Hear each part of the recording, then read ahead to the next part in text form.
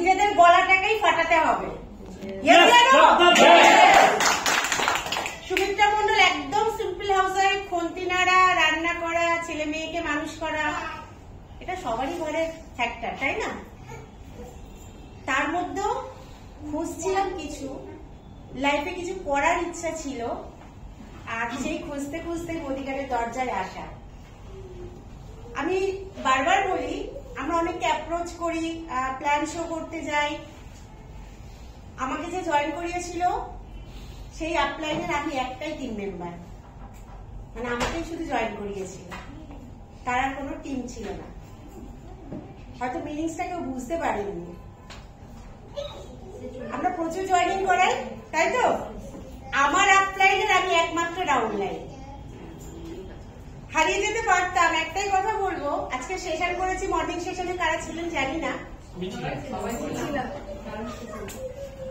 যদি আমি না চাই,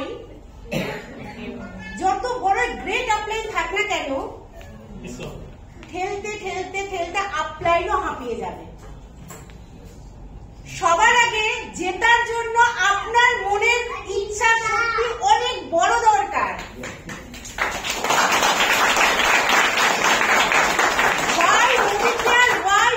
যদি 10 বার নিজেকে প্রশ্ন করেন যে কেন মোদি কেয়ারে আমি, কেন মোদি কেয়ারে আমি, কোন আপলাইনের দরকার পড়বে না আপনাকে চার্জ দেওয়ার জন্য। আমি সেরকম একটা ডাউনলাইন। আমার মেন্টর গুরু লাড্ডু মিত্র স্যার, যাকে প্রথম দেখেছিলাম মোদিকারে ফরেন ট্রিপ যেতে, টাকার থেকেও ঘুরতে প্রচন্ড ভালোবাসি।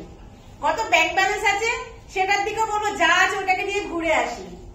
চোখে জল ফেলতে ফেলতে এয়ারপোর্ট থেকে বার হয়েছিলাম যে একটা ফরেন ট্রিপ করবোই। টেস্ট, একটা টেস্ট বুঝতে গিয়ে 3টে ফরেন ট্রিপ অলরেডি হয়ে গেছে। চাওয়ার ইচ্ছাটাকে জ্বলন্ত করে তুলতে হবে। 3টে টু হুইলার অলরেডি মোদি কেয়ারের টাকা থেকে নেওয়া, খুব আনন্দ লাগে। 1.5 বছর রানিং, 2 বছর হতে চলছে লাস্ট 4 হুইলার, যেটার জন্য একটা স্বপ্ন ছিল। বিশ্বাস করুন, মোদি কেয়ার করতাম যখন কার ফান্ড আসেনি। যেদিনকে কার ফান্ড লঞ্চ করলো, সবার আগে আমি চেঁচিয়ে বলেছিলাম আমার জন্য কার ফান্ডটা লঞ্চ করেছে। যে কোম্পানি যা অফার দিচ্ছে, যদি ভাবেন যে এটা আমার জন্য, সেটাকে অ্যাচিভ করবেন। কার জন্য দিয়েছে আমি জানি না, কোম্পানি যা আনছে, যা কিছু ভালো আনছে, একবার বলবেন, যেদিনকে শুনতে পাবেন যে এটা আমার জন্য, এটাকে আমাকে অ্যাচিভ করতেই হবে, এনি হাউ করতে পারবেন। Thank you so much.